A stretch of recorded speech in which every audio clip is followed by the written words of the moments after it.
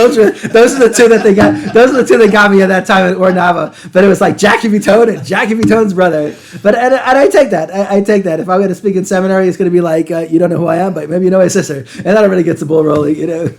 Wait. So what did she speak about? A summary, and what did you speak about? You spoke about similar things. Or No. She is always going to be talking about inspirational things. It's always going to be like heartwarming stories. She's headed for She's headed for your heart, and I'm headed for your head.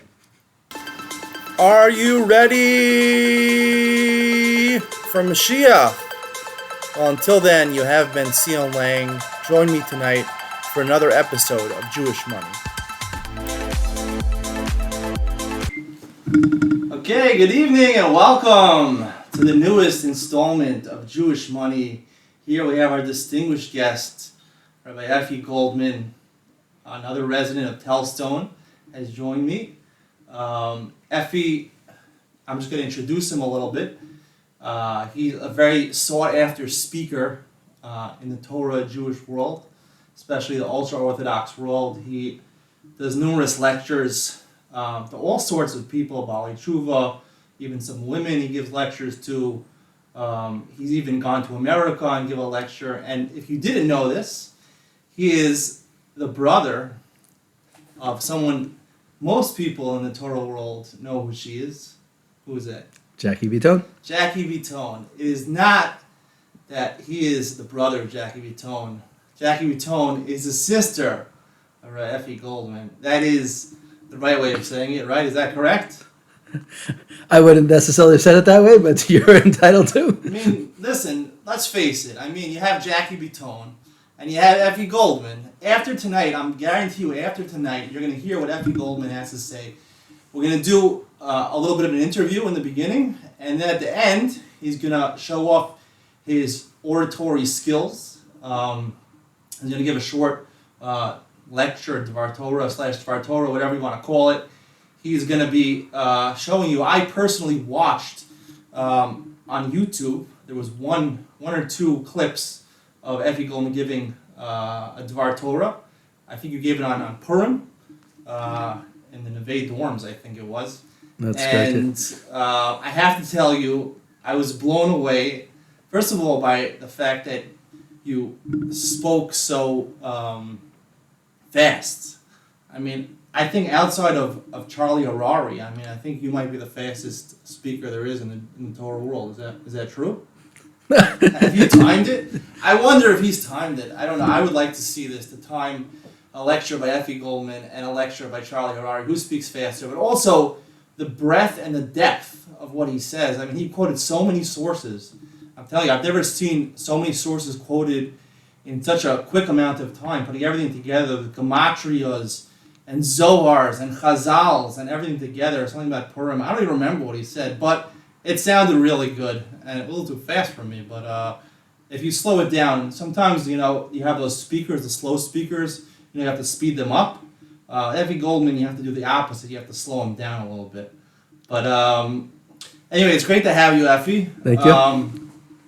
I want to, I spoke with Effie a little bit on Friday, just getting to know him a little better, and he told me a little bit about his schedule. We're going to get into that soon. He speaks in many different places and many different venues. But what really astonished me was the last part of what he recounted to me was that he has this program that he took upon himself after his father's patira. How long ago did your father pass away? 10 years. 10 years ago. Just tell us about that schedule, because it was fascinating to hear it, and maybe just what happened, the trajectory from, your father passing away to what you took upon it, and to how it evolved to what you're doing now presently, and maybe its connection to what you do going to America. All right, I'll tell you the background. My father's a really fascinating personality on many levels. But the one thing which really started the whole story was one of the geschmack things he did for us when we were in camp. So he used to send us tremendous amount of mail to camp. Even he did to my cousins as well. Like there was Goldman mail and there was camp mail. And it was really like that. Like before we even left the camp, he already was, sending that mail. He's like, hey, Yankees are losing 10-0. You're in the other room. We're already walking in with 10 letters. And that was something that we really enjoyed. My son, Shuli, when he was younger, he was into stamps. So he asked my father, he said, Grandpa, can you send me some stamps? And my father sent him the stamps. And actually, the day that envelope arrived with the stamps was actually the day of his funeral. I think that's kind of incredible.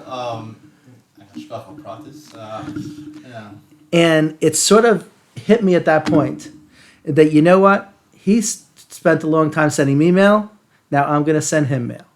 Like after we know, like the EKG charts, after a person dies, when you're alive, you go up and down or whatever. But when you're dead, you're flatline. But a person could still go up. And one of the ways that can happen is if someone down here is going to learn or do something in their merit. So that was like, I made a plan at the funeral. I said, next year at this time, I'm going to make a big siyum. I didn't say what it was, but I had in my head what it was. It's a crazy thing to do. And I decided I wanted to go run and gun. I know it's like almost the opposite of how everybody learns, which is, you should learn things well, so it should usually be like, it usually is quality as opposed to quantity. But here I did it in the reverse system. And the reason why that worked for me is because... What exactly did you take upon yourself? Okay, so I decided that I wanted to run through, just like running with the art scroll, Hebrew English, just going through the 72 volumes, 73, whatever it was, like, of Shas, in a year. That's 1 year, folks. That is not 7.5 years like so many people do in that Yomi cycle. That is 1 year to finish all of that. I'll tell you, personally, I tried to do that also, and after one Masechta, I burnt out. So I don't know, but you finished it, right? Yeah, so the truth is, but it was really crazy, and I wouldn't necessarily advise people to jump in like that, but I really was driven. And someone even told me, he said to me, like, you do realize you're going to fail. And I wasn't offended by that because I thought he was realistic. And I told him, you're probably right. I probably will fail, but not today. I looked at every day as gun to the head. You fail one day, you're dead. You cannot fail one day. So did you ever miss even one day? No, there was no. It was sometimes maybe I was like I did some funny things, like I counted like the last half of a page, and whatever. But really, basically I really didn't even. There was like you couldn't go behind, you could get ahead, but either way we did it, and that's how it was done. That was what happened. So that was the first year. So that was the first year, but you've continued this program until today. I mean, how many years ago did your father pass away? You said 10 years. Yeah. 10 years. So basically, the 9 years after finishing Shas, right. So what did you take upon yourself? So then every year we took on something a little bit different. And again, how well I do it is another shaila, but somehow or other it has to at least be run through. And one year was Yerushalmi, and then what go Rambam, Mishnah Brura. It was a Torah Shulchan Aruch. What was Medrash Rabbah, Mamloes, Zohar. He finished the Zohar. Now there is no English Zohar. He did the Zohar, which is basically what, in Aramaic? Yeah, like the Metogad Vash, it's a 23-volume set. He makes it a little bit easier for you, and it's just like if anyone would even begin to be interested, he actually splits up the print. That when it's in super Kabbalistic terms, when he's using words like, Vaka, Hodav, Tzilis, and who knows what, then it's in a certain type of script. And when it's like reasonable, then it's in block script, in case anyone is, running through it. But it's a 23-volume set, Okay, so if you heard about, there are certain Kabbalists out there who take a nice fee to get advice from them. He is someone who's authentic Zohar learner, Zohar completer, so he might be interested. If you need any good advice, he will be happy to offer it to you for not a nominal fee, for a huge fee, right? Do you know some of the richest people in Israel? Do you know they're Kabbalists that people come to them for advice? I don't know if you know this. Some of these people are worth, I think, billions of shekel. Billions of shekel, like hundreds of millions of dollars. The Kabbalists, these are some of the richest frum people in the world. But that also ties into one of the things that Effie related to me when we were talking the other day, is that maybe just get into some of your schedule now, because one of the things you told me was that you actually dabbled in marital, dealing with couples, marital therapy or things like that. It's one of the areas that he has expertise in. He's spoken about and has fielded questions on, and there are numerous other projects that you talk about and that you lecture on. You want to just let us in on some of those projects that you undertake right now? Well, the last thing that I which was sort of this year, where this year's project really became what's called a 7-year project, which was basically off to do everything that I did before, doing it again. But in year number 1, which is what we're in now, Zrayim, and the next year Moed, and all those same things and everything else. But the addition, and this is what this year's main focus was to go through, on the parsha. Most people, when they focus on the parsha, they're focusing on one main part of the parsha. But there's so much of the parsha that almost goes untouched. So the idea was, and this year was really setting the tone for that this year had to do the first aliyah, all the Mefarshim of the Mikras Gedolos, and all the Mefarshim of the Yud Aleph Mefarshi Rashi, and then in 7 years, then that will be Hashem covered as well. So that was, that's my my big project for this year.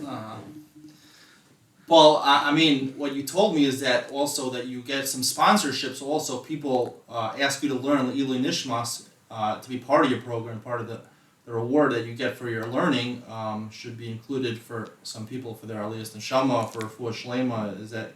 So that is true. When usually I try to go to America for a few weeks in the summer, and we'll try to speak as much as I can to see old students, whatever else. And do people fly you in for that, or no. You just go in because there's opportunities there. Yeah, I go in, and there's always what to do. It's the quietest time of year because there's no teaching, there's no school, there's no summer, there's no cold, there's no anything. It's like that 3 weeks is like really is whatever. So it had that that time over there, and also since my father's yahrzeit is Yud Tes Tammuz, so really that's the end of the year. Now we're just getting ready to start the new goal. And basically anyone who wants to sponsor, and there's no like you're talking billions of dollars, there's no anything, there's no rules, anything else. If someone asks wants, you say, okay, just before you start learning, before I start learning everything, I'll just say a list of names, one person, one list, just have in mind. Linisha says for which name of that the shidduch. There's no anything could go over here. Is it anyone wants to put any whoever they want to put in sponsor, they put in. It's not you must do this. There's no guarantees. Wait, I have a question for you. How many of shidduchim that you learned for actually came to fruition? There definitely was one person of note that I do what's called do remember. There was one person for certain that I do remember. They wanted that actually got it. But honestly speaking, but like with all these things, it's not really the most people were putting in what's called maybe you'll be happy to have a schos, thing. But really, it's the people they really like what I'm doing. They like to be part of it. It's not. This isn't like one of those things like, oh my God, this is going to be this is the salvation. There are no guarantees anything. It's not what's called anything. You really do this because you want to be part of this. So no one asked for their money back. No, I know you're not putting it in that way. It's not. And the real truth is, technically speaking, you could give me the names. You could give me the names and not even give me anything. It'll still be part of it. But whatever. But that's not. It wasn't the ideal system. But whatever. How do people hear about you, this program that you're doing, and offer to give names for these things? Like, how did they find out about this? No, people just know me. I'm saying either from speaking or my students or what's go this whatever it is. So that's how it comes out. Okay, that's good. So let's just move over to what you do presently while you're here in Israel. That I guess is a summer program where he goes into America and he starts his new cycle every year, and he gets people to sponsor it. Presently, we live here in Israel, right? And you have, I would say, kind of a crazy schedule. I mean, compared to me, I'm more local in my schedule, but you're not. What do you do? And you do this for a living, right? I'm saying this is basically how you earn your parnasa, right? As a guest lecturer. Where yeah, like you'll hear basically what's going basically my day. And the truth is, even as nutty as things might sound now, this is like already fairly calm compared to like other years. There was a point, and this is suicide. I really don't advise this necessarily. The what's called there was a point where there's a tekufa where I was actually in like one of these like all night kolos, like you're like learning all night, and then you're still like going to go. That was just crazy. That was just insanity. But Can I interject for a second? An all-night kollel. That means you stayed up the entire night, and then when the morning came, you went to sleep? well, basically, see, Or you just kept on learning for 24 hours straight? energize your body. Sometimes it's almost like, sometimes it's almost could be like the day that never ends. That could happen. But, in its ideal state, it was really like, basically you're going to sleep at like, you're trying to get to sleep by like 7 or something. We're basically sleeping, we're almost 5 hours till you're like till you catch a 12:05 bus or like the last bus at a Telstone, whatever it was, into Yerushalayim. That really was crazy. That really was crazy, over there. So whatever. So I'm doing now is considered like relaxing, in comparison. Now we're on the board. This is much more chilled out than that. Every day he goes to his merpes, to his Porsche. He goes on the the lounge chair, and he has a margarita, right? Yeah, that's basically the day. Yeah. So what do you do basically? Fine. Just give me a short outline of what you're doing these days. Fine. You want a basic schedule? What my week looks like very quickly? Is that what you want? Yeah. Okay. And you're a classical fast waves. Okay. Yeah, let's go in the fast way. Basically, usually around 7ish, we're getting up. We're starting to getting the kids up, getting the kids out, helping with their lunches, getting everybody out. With the whole plan after that, I could get to daven around 8 after all that, and then usually I could just go to learn right away. I could be in kol in the morning. If my wife needs me, fine. If not, I could learn through until Neve in the afternoon where I'm teaching, and this is only a couple minutes away from my house. It's not a big deal. Could be be home 6:30. So and then on a regular night, so then the nights it'll be 8:30. So I have my time in the house, I have my time with the kids, and everything else. That would be the basic structure without all the perks that's popping. Now, I'm teaching in a seminary, Tomer Dvar, Sunday nights. So then I have to, get out a little earlier. That class is supposed to be 7:45, and that's on normal nights, unless they're like have some type of choir practice or whatever they go reallocate happen for Tiyul. But that's usually Sunday nights. Then a couple hours later at 10:30, I'm giving a shir in this place called the Heichal Baal Shem Tov. That's on Sunday nights. Monday is my quiet day that I don't need to leave Talson. Has some able to join you here today. That's why he's available tonight. We booked him for the only time This is to finish in exactly 43 minutes, otherwise he'll collapse on the floor because he's exhausted from his schedule. So that that's it. Then again, Tuesdays I have back in the Heichal Baal Shem Tov again. It's 10:30. Wednesdays I have the Heichal Baal Shem Tov 9:15, 9:30, and then usually about 10:15, 10:30. Usually I'll get either if I have a car, if I'm able to get access to a car, fine. If not, someone will pick me up and drive me to a place and give it a miftar, and then I'll give a share there, and that'll take me basically till around 11:30, 12. And then that's Wednesday. And Thursday also, it's a home night. I'll usually probably also do some cooking, schnitzel and everything else for for Shabbos. That's Thursday. Wait, so you're the cook for Shabbos? I would, primary cook? No. And who's the sous chef and who's the chef? Okay, basically my main role, my ikar role is going to be schnitzel, a couple different types of schnitzels going, that's going to be like my main role going on Thursday night, some stuff like that. And your wife makes the rest. And she's gonna make a lot of the other food as well. But that's that. And then on Shabbos. Now Shabbos morning, I give a small shir by Yitz Friedman right after 10:30 for men after davening, and then three times out of the month give a shir at the pious for for women in the afternoon.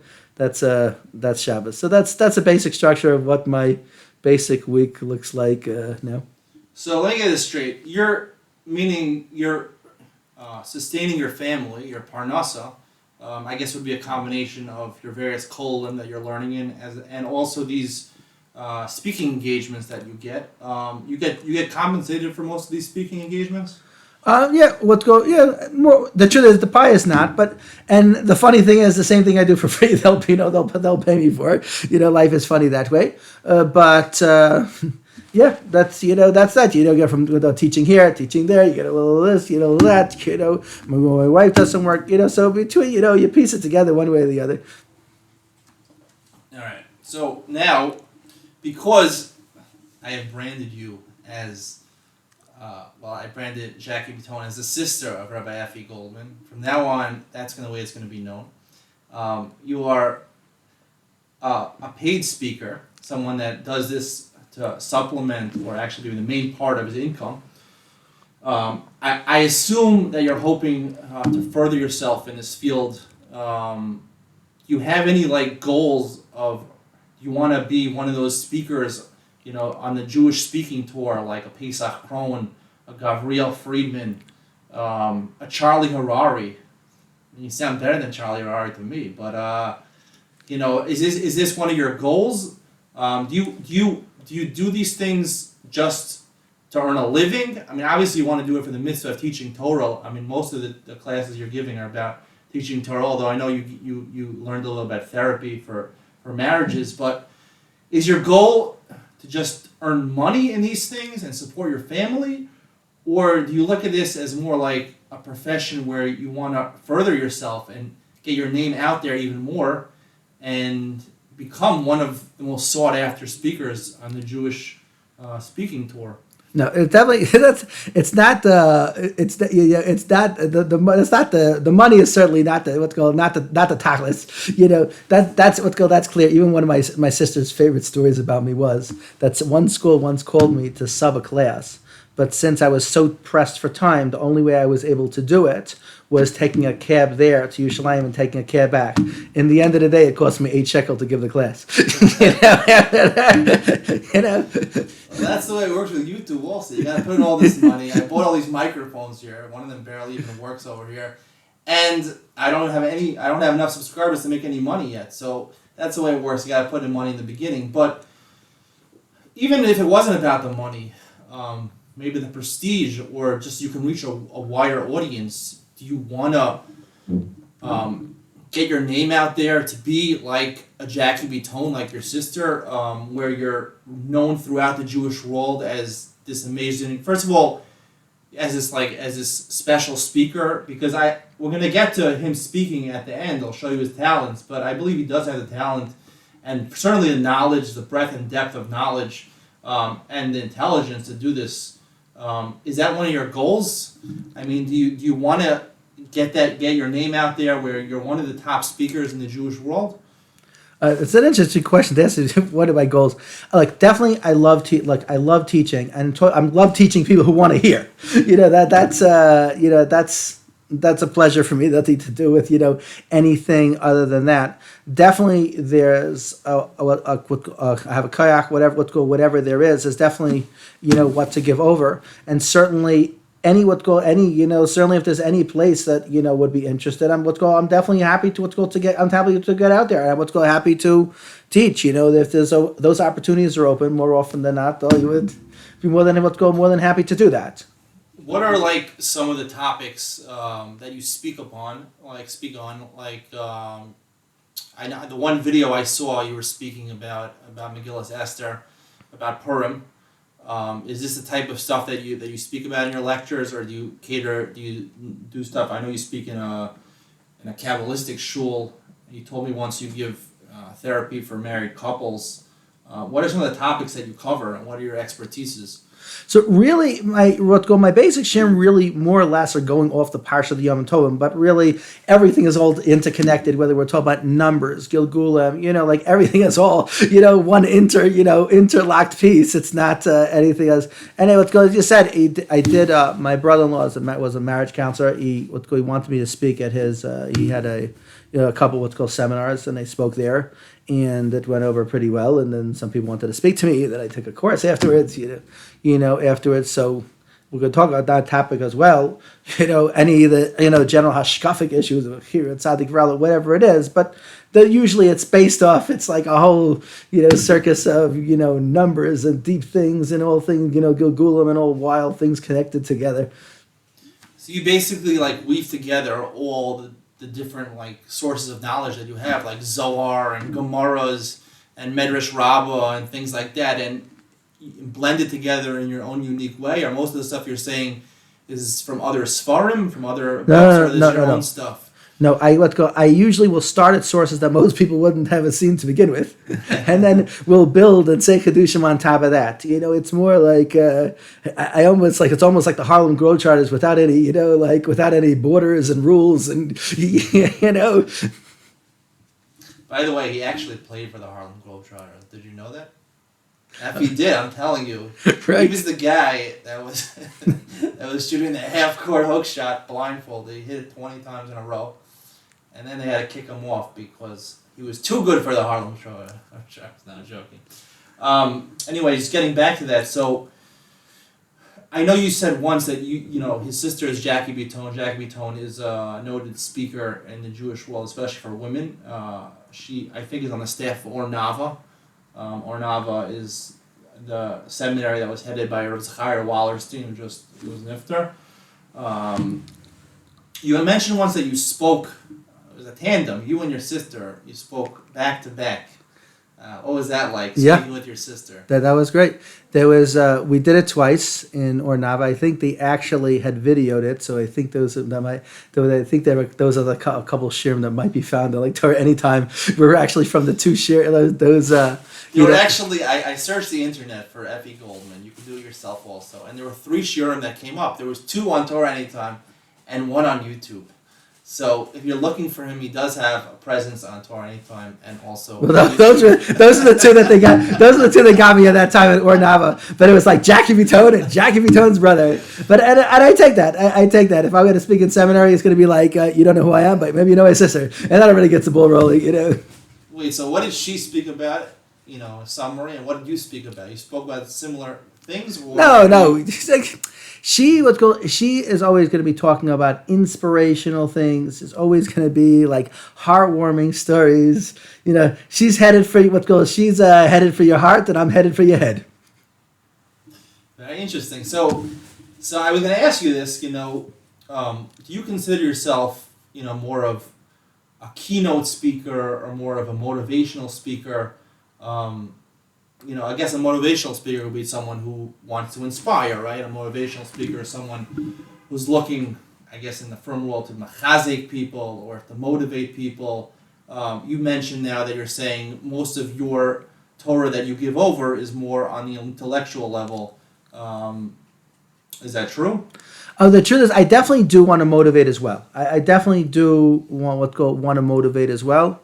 I think most people will take from, that's I had one of my students came for Shabbos, and she said the one of the things she's going to get from my class that she doesn't see in other places is just how the entire Torah is like connecting together, and that alone, is machazik people and connects people. Just like it's a really like connecting through the magic of it's more like the magic of the Torah. But inspiration I definitely want to do as well. But you see the magic of the Torah, that's really more. So let me get you straight. So you're basically inspiring people by showing people the breadth and the depth of the Torah and how it's interwoven together, and that just gives the people a great representation of what the Torah, how great the Torah is, how deep it is. Is that correct? That's correct. Yeah. All right. I wanted to ask you. There are definitely different speakers out there on the Jewish speaking tour. I just saw actually Mishpacha magazine. They have, I get Mishpacha magazine, and this week they had only one advertisement for one of these programs, these Pesach programs, This is just a summer program. I think they're going to Montana or something like that.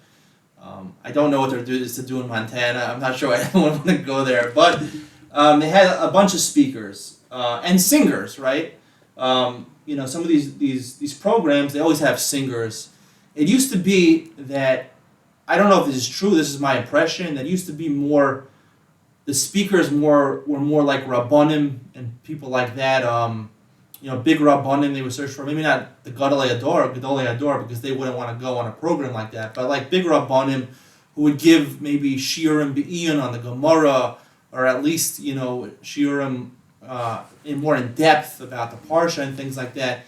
It seems to me now that the type of speakers that are sought after are people that are, I don't know, more entertainers. Like they're entertaining. This guy, one of the person there just happens to be this guy Yoli Gold. You heard of this guy? Maybe he's a Talmud Chacham, I'm not sure, but the way it comes off in his presentations is that he's more, he's trying to inspire you, but also in an entertaining way. Do you see this trend happening? Do you agree with me that there's a difference in what's trending now in Klal Yisrael, or do you believe this is really just the same thing that's been going on? Look, I can't know what was happening, in previous times. Did you ever go to like a hotel for Pesach or something like that, or a hotel for Sukkot when you were younger? Not so much really. Okay. I mean, I know what you're talking about, the Pesach. I know they have my sister. They ever fly around the world. They always have one of these things, one way or the other. But so I do know about it. But no, certainly the classes and when I'll give them will have to be either it cannot be some slow paced very monotone thing. It's not going to happen. We're living in a high paced world. We're living in it's just not going to happen. You can only the real hard working yeshiva guys can be able to sit through it all. Some monotone sheer some topic that's not going to relate to most people. That's not going to be the people who are going to be going to hotels, or people going to be inspired, and this even what Orlovsky, over here is some people took issue with him, so it's like he's the funny rabbi, right? Exactly, but you should know, you should know something about it. It actually is inside all his jokes. He holds a lot of musser in there. If you don't really pay attention, people are just coming for the laughs, but he really could, it's really stark. But but basically is someone like he was giving a shir Rosh Hashanah Yom Kippur, and someone said to him, it's really not right what you're doing. You're going to come and you make all these jokes and you're going to do all these things over there. It's just not right. He said, let me ask you, you've heard shirim, before, like, Shmuzim, Rosh Hashanah, Yom Kippur, what affected you more? What helped you more grow and everything else? Was it my shir, or was it, it was your shir, but, it's still not right and everything. But bottom line is you have to know what's necessary. You're gonna talk to people. You want to have it fun. You want to have it exciting. This is where we are. This is where we are today. What we are today. It's not. Most people are not going to want to hear a very monotone speaker. So, in your opinion, why was it that years ago people? Is it just because of the digital age and everything is so much faster with the internet and social media and things like that? You're attributing it to that? Just people are less tolerant, less patience nowadays. Yeah, it could be. I don't look again. It's hard to know what actually happened way back when. It's interesting. Even the Dugna Magid. Now the Dugna Magid, we might picture the Dugna Magid as like some storyteller. The Vilna Gaon asked the Dugna Magid to give him Musar. This is not this is not somebody like, he didn't have anything else to say, so he made up some stories about some bears. It's not he obviously understood over there. That's what Shlomo Melech was Mishalom also, that these are their things that will draw you. They're things that are more they're more captivating, or for whatever reason will hit people in a different way. So, I'm saying, do you feel like this pressure sometimes when you're speaking that you also want to entertain, to like throw in some jokes? I mean, the fact that you do speak fast and the fact that you have such credible sources and just knowledge and you're able to weave it together in interesting ways is definitely very interesting. And I'm sure people, the listeners, find it very entertaining. But do you sometimes feel like sometimes comedians go on stage and they're like begging for people to get them to laugh. They're begging for laughs. Do you feel like a public speaker now, an orator, someone who's getting paid, to speak to an audience, is also partially obligated to entertain them nowadays also. Many times that's what they are looking for. I mean, I do actually have a slew of all ridiculous stories, and if I will at times notice. Do you have any jokes? Yeah. Yeah, can you tell us a joke? Oh, you want to hear something? Let's hear a joke. This is what you want. This is the never. This is like people over here. They ask me many times to speak at the Sheva Brachas. They have two goals in having me speak at the Sheva Brachas, or maybe three. One of them is that I'll find some gematrias for their names, and everything else. And then two is I'm going to say some ridiculous stories and everything else. This is probably the number one story. Actually, my best friend, his brother had mentioned the story. I actually usually like to speak last because I always do believe that I will have the most powerful speech. You talk about what being out there, but this one time. After he mentioned this story, I'm like, you simply can't beat him, but. So let's hear it. Let's hear it. But I've used it many times since. This is the story. It was Sheva Brachas. This is what we said it was Sheva Brachas. But it was 3 weeks before the wedding. Heschel and Sarala were getting married, and there's tension. Heschel's all nervous. So the mother says, Heschel, what's the problem? Sarala's going to find out about my smelly feet. It's going to be bad news. Don't worry, Heschel, before you go to sleep every night, wash your feet with soap and put on new socks and you're good to go. On the other side of town, Sarala was very nervous. Said, Sarala, what's going on with you? Said, over here is Heschel's going to find out about my bad breath. It's going to be bad news. Don't worry. So every morning, half hour before Heschel wakes up, run to the bathroom, use some mouthwash, brush your teeth, you're good to go. For 3 weeks, all was fine. Until one fateful night, Heschel's sock falls off, and Heschel's scrounging around looking for the sock. And at that moment, Sarala wakes up and starts like, Heschel! And the bad odor emanates from her mouth. And she's like, Sarala, you ate my sock! Listen, I have heard this story before, but I want to tell you that you really told it very well. I mean, some people drag it on and they bring in they went to some big rabbi or they went to some big, counselor or whatever. You said it very quickly to the point, and I like the animation there at the end also. You really said it very good. I'm very impressed with just hearing the way you said it. I've heard the story before, but many people probably haven't heard it. It's very nice. You hear a lot of Sheva Brachos. There are actually some studies showing that about in the firm world, this is a big problem with bad breath. Smelly. It's not the feet that smell. They've shown conclusively that it's bad breath that is plaguing the Jewish world. No, I'm joking. I have no idea. But that's what someone told me. He said Shlomo Zalman said that he takes a shower before going to the mikvah, from V'haftarecha Kamecha, and then he takes a shower after going to the mikvah for the people who were not Mekayim V'haftarecha Kamecha. Wait, I don't understand that. What do you mean? Because he took a shower before you have to recognize. You should go into the mikvah clean, and he shouldn't make the water smelly. Right. But for the people who did make the water smelly, now he needs to take his own shower afterwards. Because he got dirty from the water. Okay, I didn't get that, but out here. All right, that's a good one also. So you do throw in some of these I definitely have a slew of ridiculous stories and things, and I could see I could see if the crowd needs it. Sometimes they're losing, it's getting too much, or sometimes they just get so overwhelmed. Okay, we need to slow down the tempo. Here's a joke or two. Relax your mind. Let's get ready for the next piece. If you need it. If you don't need it, we don't. Sometimes we have a machlekes in the class. I'm like, you need a joke? Someone's like, no, we don't. So I'm like, yeah, we do. Okay, that is a shadow what to do. In your opinion, who needs it more, the men or the women? The truth is, honestly, I don't know. I don't really think that, know if it's necessarily what's called a difference. I don't know if it's necessarily a difference. You can plenty of men, plenty of women, who are able to hold cup for a long time, and plenty of them that will need jokes or who knows what things. I can't say that there's one more than the other necessarily. What's the average length of your class or your lecture? I'm probably give a lot of different ones, but what's the average length? The standard time usually should be around 45 minutes is the standard time given for the thing. So usually now in seminar you're really more or less held to the clock. They have a class afterwards. That's the one time you need to watch my I need to Watch. I need to keep an eye on the clock, over there.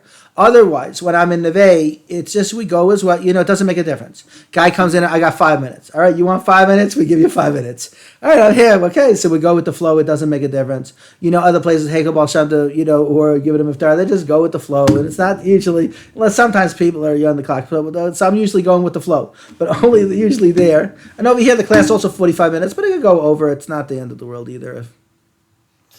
All right, so now we've come to the conclusion of the interview, but it's not over yet because we are going to get a chance for two things. First of all, because he is a professional speaker, we're going to get a chance to hear from Rabbi Effie Goldman himself.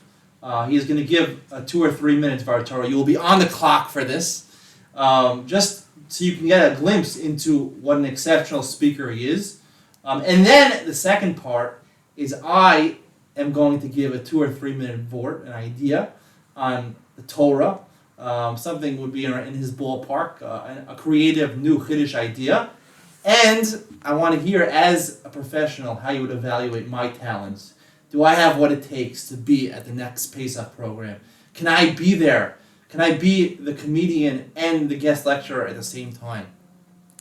Effie will tell you the final verdict. And then I have something to corroborate what I'm going to say in the form of a cocktail. So you're not going to miss it. First, you said you like to speak last, but I'm sorry. I'm in control here. You're going to have to speak first over here. I introduce you to the Dvar Torah, or the presentation of Rabbi Effie Goldman.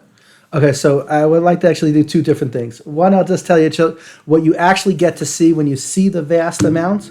Take a look at these. It's just some of the things you'll find what go in the parsha, these strange notes that you probably won't catch in general. We are like this week's parsha. Just a few examples from this week's parsha. How many Meraglim were there? It was like, well, there are 12. The Yerushalmi and Saita, Rabbi Kiva says, were 24. So that's one interesting note. Hashem says, Shlach l'cha nashim, send for yourself, and I'm not saying to do it. Then what would you advise? The Kli Yakar says, you'd be better off sending women. They would come out with a better advice. That's the Kli Yakar.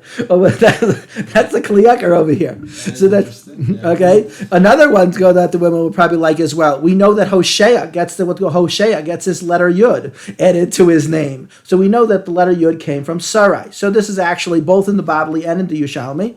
And in the Yerushalmi, why is the Yud upset? Hashem took the Yud from Sarai, took it, Yud is Gematria 10, split it into two fives. You got it in Hey, Sarah and Avram, 5 and 5 and 5. So what's your problem? Zakta Carbonada, one of the first Yerushalmi. So the Yud said, you know what? Sarah is greater in prophecy than Avram Avinu. I want to stay the full 10 by Sarai. I do not want to go 50-50. And that was why he was upset. From the strangest thing, let's go from the strangest things to note in the parsha as well. This is really out there. Is this. You have what we have over here. We know it. The Targum Yonason says, why did when Moshe saw that Hosea was an Anav, he gave him the letter Yud. By Trias HaMesem, who's coming out first? You never believe this. The Mabit says alphabetical order. That's what that's going to be. What's called alphabetical order. That's how it's going to be. So then Moshe's like 1 second, but he was going to give Hosea the letter Hey, get him a Yud to his name. Now he's going to come out 5 hours later. So maybe he shouldn't do that. But who circumvents the whole line? Who circumvents the line? Someone who's an Anav. So therefore, once he saw that Moshe was an Anav, when he saw that Hosea was an Anav, so then he gave him the letter Yud. It was not a problem. Now, of course, I say always find the right time to say this over, and I did this calculated. I said this over to Sheva Brachas, but a guy named Aryeh marrying a girl named Tehillah. Work on some patience over there. Over there. So there's a few, and then of course you have an Arizal, Ish Echad Lamate Avesav, that the neshamas of the Shvatim went along with their guys. That's Ish Echad and Ish Echad Lamate Avesav. So those are some of the one-liners from around the spectrum that you might find looking into this parsha, across. But I'll give you. That's what I show you a little bit when you get, on all the different angles. You thought you were getting one Dvar Torah. He gave you 5 Dvar Torahs in about under 2 minutes. So that's pretty impressive. But now he's going to put something together.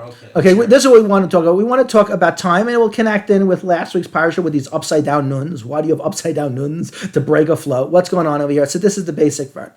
If we want to know about time, what does the letter nun mean? It says v'yidgu l'rov, you'll be plentiful like the fesh, means the letter what Targum translates fish as kanuni. It's like the idea of continuum your line. Even in what grammar, the word sheker is to lie. Stuck a nun to the end of the word is shakran. He's a liar. He always does it. Gezel, to steal. Gazlan. It's always the idea of a continuum. First time nun appears in the Torah is the word nefesh. Nefesh is the lowest part of the neshama. The reason why people think they're going to live forever, even you're not, because your neshama does live netzach netzakim forever and ever. One of the words of Nirvana, on and on and on and on. English rendition. Let's go to the nun verb. But this is the idea of nun continuum. He said, remember this from kol yamei chayecha. Yamei chayecha is this world. The word kol comes to tell you not only now, also in the future. Kol is gematria nun. Not only now, also in the future. Hashem tells Avram, lech lecha, get to your true self. Lecha is gematria nun, which is netzach netzakim. That's your true self. It says about the Eved Ivri, 6 years he works, for the 7th year he goes out, but if he likes it, va'avdo la'olam, he'll serve forever. Does he actually serve forever? No, he goes out at Yovel. What's the connection? Because the letter which represents eternity is the letter Nun. Nun is gematria 50. 50 is Yovel. That's when he goes out in the 50th year. It is further interesting to know, when you look at all holidays are clear when they are except for one. Pesach 15th of Nisan, Tishrei 15th of Sukkot 15th of Tishrei, but Shavuos doesn't have a day. Ari Bergen explained what's called this way. Why? Because since the Torah is here even before the world was created and even before time, so even when the Torah is given, it will not be given in a date, because in its essence it lies beyond time. But if that's the case, we can ask, how do we have any idea when Shavuos says? But following with the same theme, how do we have any idea? Count from Pesach 50 days, because 50 is the letter Nun, which is the idea of time beyond time. What about time today? Time today works in cycles of 7. 6 days you work, 7 to Shabbos. 6 years you work, 7 to Shemitah. 6,000 years of the Yom Tzkuli Shabbos. We know a person gets married, Sheva brachas, person passed away, Sheva yipol tzadik v'kam. This is this world. And the number of creation, recreation, and change is 40, gematria mem. We know time person needs to purify themselves. They go into a mikvah, 40 sah. They do an avera, they need makkah, it's 40.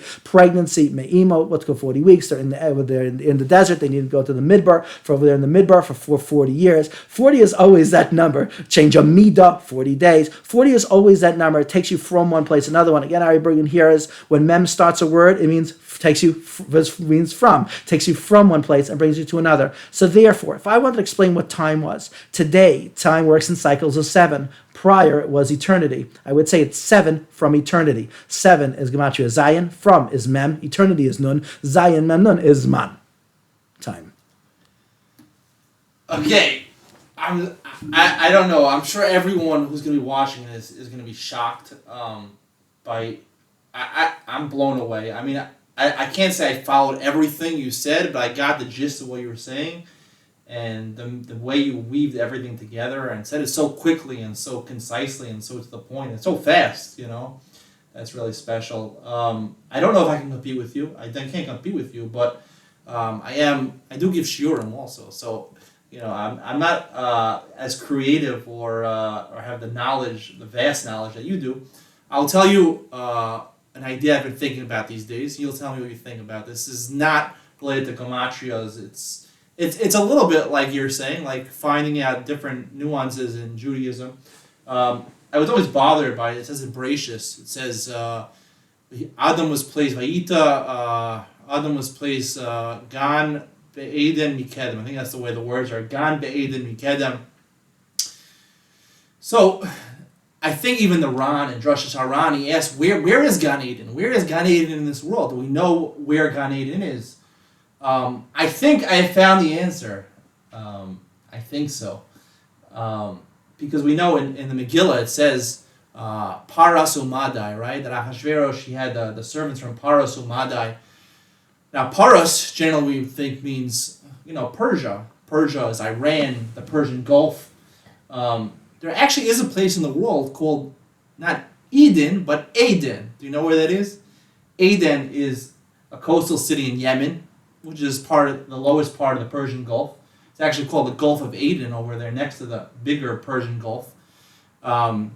So that's the eastern Aden, right? The Gan is the western part of the world that somehow is related to this Persian Gulf, to this Aden from the Persian Gulf. There's another way of pronouncing Paras. Paris. You ever heard of Paris? You know where Paris is? You know which country it's in? Paris, of course you know everything. But Paris is in France, of course, the capital of France. And it's the same way. If you, in Hebrew, Pei Reish Samech, you could read it as Paras or you could read it as Paris. And that's the Gan, right? Where are all the vineyards? Where are all those beautiful gardens and vineyards? Where do we get all the famous wines from? Champagne. It's from France. France is the Gan Eden, right? That's what it says. Vayita Hashem Elokim Gan. He put Adam, Gan in a Gan, which is France. Be'edem Mikedem le'Eden, right? I forgot the words, but in the Eden, meaning the Eden, Mikedem, coming from the east, being not in the east.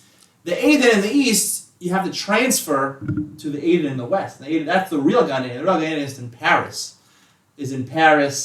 And in order to bring this point home, to drive it home, and to give my guest some enjoyment for the night before he wakes up in an hour to go and learn in the Tikkun Chatzos Kol. He's not part of that anymore. No. He's not part of that anymore. That ended with Corona. What happened? All the people on the call, their immune systems went down. They just died. They didn't sleep at all. No. Maybe the cold's good down there, whatever. That's what happened. Their immune systems broke down because they got 1 hour of sleep a day. All right. So.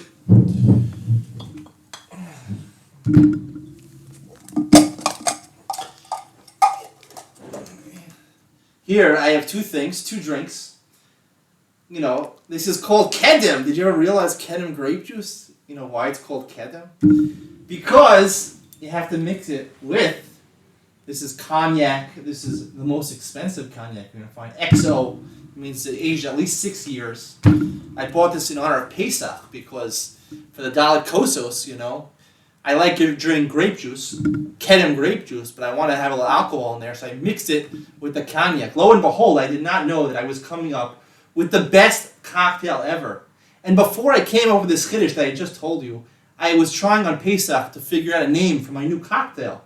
And do you know what I called my new cocktail? I called my new cocktail Gan Eden. I called it Gan Eden, and then a couple of days ago I came up with this Kiddush. So let's try this concoction of mine, this cocktail. I go with 4 parts Kedem grape juice, 1 part cognac. You will be a taste tester, and then you will tell me what you thought about my idea and what do you think about the drink. 2 reviews. Hold on 1 second.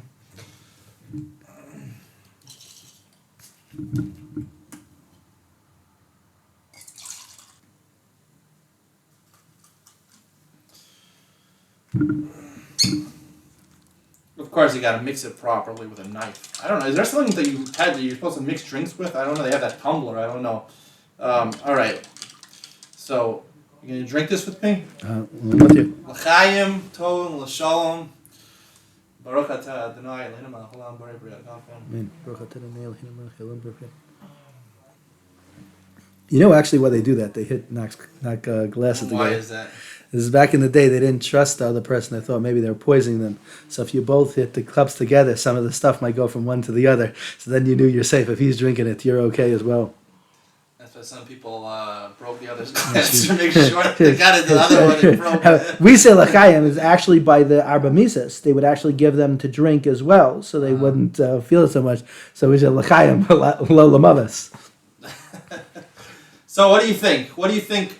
You can evaluate me in 2 ways. How is my idea, and how is the drink? Yeah, the idea was very interesting. Is it up your alley? Something that you can relate to, or it's something that not a type of thing you would say over? Oh, that's a good question. It's enough. I mean, like, it's obviously these are things that like a little bit, out there. Who knows what it could be? There. It's a big finish. Who knows what it could be? They're definitely the words always. The words are always connected. The words, the things are there. For example, something very funny. If you wanted to phonetically spell the word fruit in Hebrew, how would you spell it?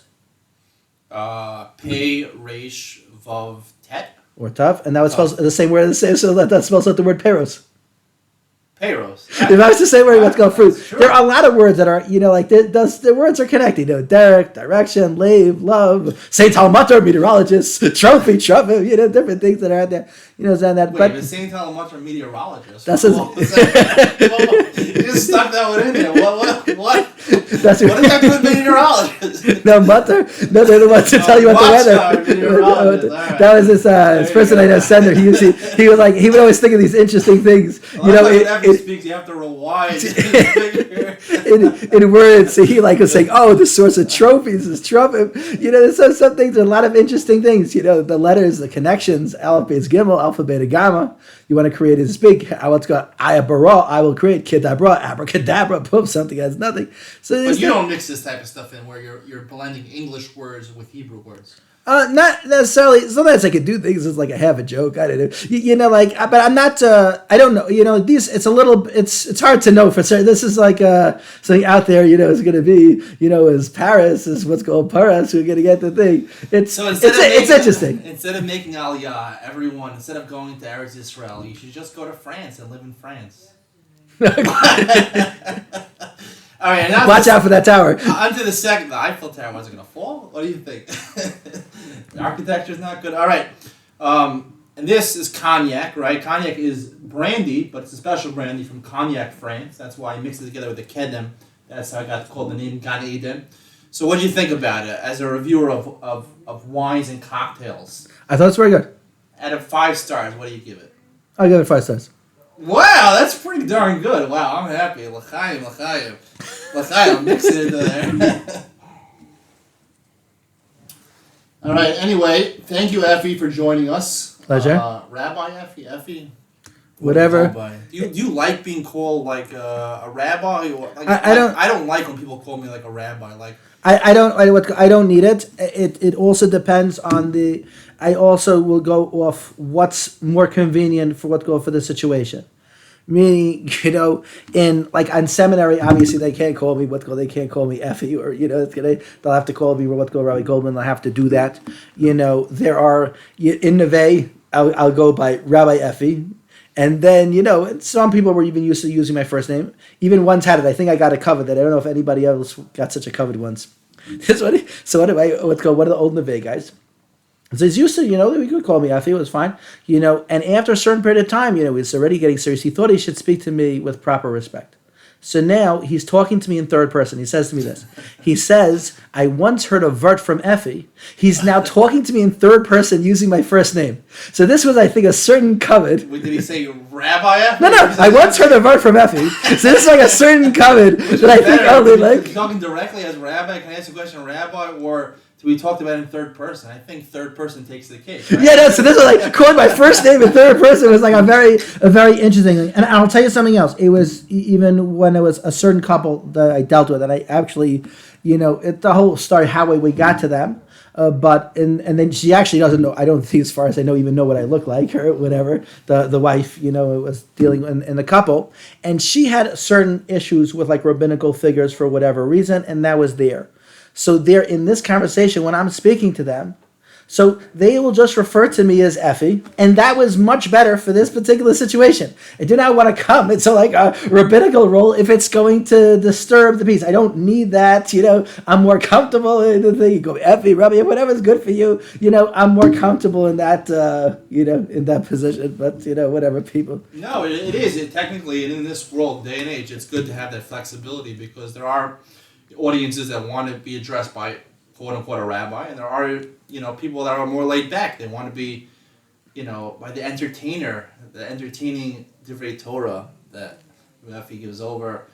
I really enjoyed tonight. Thank you for joining us. And what are your parting words for this evening? Do you have parting words? What do you want to hear? I want to hear your thoughts on Naftali Bennett. That's what I want to hear. That's really what I want to hear. What do you have to say about Naftali Bennett? I think better. It's go No like comment. no comment is also a comment, and I think the no comment is. I think let's stay safe. I don't need to go into uncharted waters. So let's go down some other like catch my. Oh, what do you say? The vaccine and let's get about some other Trump and all the things that you can't even have a conversation with anybody with the whole place blowing up. Well, this is the question I have for you. What is the gematria of Naftali Bennett? No, I don't get it. What's going on? You didn't even figure this out. No, I didn't read that. The truth is, when they're talking about gematria is really, there are three parts to it.